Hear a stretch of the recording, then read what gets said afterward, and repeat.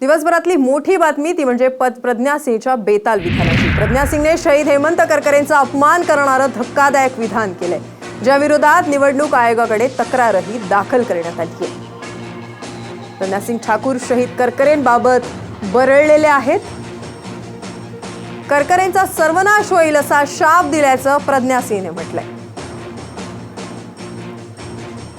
दरम्यान ते प्रज्ञा सिंगचं खासगी मत आहे असं म्हणत भाजपने मात्र कानावर हात ठेवलेत।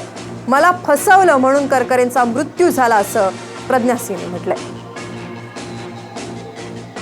प्रज्ञा सिंग ठाकूरने करकरेंबाबत नेमकं काय विधान केलंय ते पाहूया। मला फसवलं म्हणून करकरेंचा मृत्यू। प्रज्ञा सिंग ठाकूर शहीद करकरेंबाबत बरळल्या। देर लगेगी लेकिन मैंने कहा तेरा सर्वनाश होगा।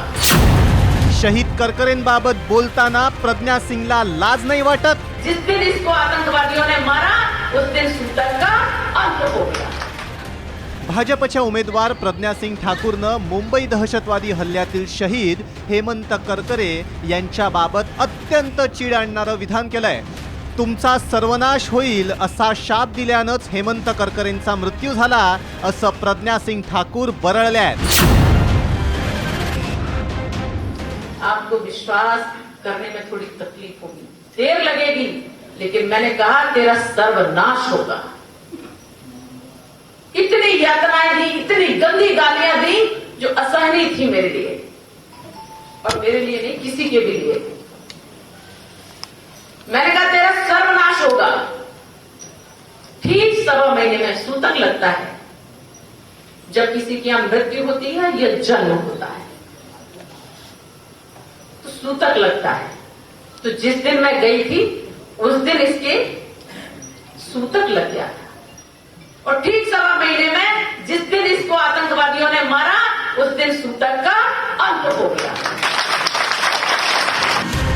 प्रज्ञा सिंग ठाकूरच्या या विधानावर सडकून टीका व्हायला सुरुवात झाली आहे। ये तुम्हारी कौन सी दोगली पॉलिसी है कि जिसने मालेगांव में बम ब्लास्ट किया, 29 सितंबर 2008 को बम ब्लास्ट हुआ, जिसमें मालेगांव में 9 लोग मारे गए, 100 के करीब लोग जख्मी हो गए। हिंदुस्तान के वजीर आजम, ये प्रज्ञा ठाकुर तुमको इतनी पसंद क्यों आ गई? ये प्रज्ञा ठाकुर का आपके दरमियान में क्या टाका है? क्या बात है उसमें जो तुमको कोई और नहीं नजर आया?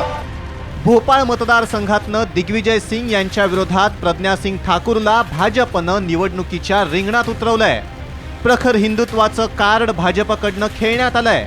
काही दिवसांपूर्वीच मोदींनी जातीचं कार्ड खेळलं होतं। विकासाच्या मुद्द्यावरनं आता निवडणुकीचं केंद्र हिंदुत्व, जात या मुद्द्यांकडे कसं सरकतंय याचीच ही उदाहरणं म्हणावी लागतील। सिद्धेश सावंत, साम टीव्ही, मुंबई।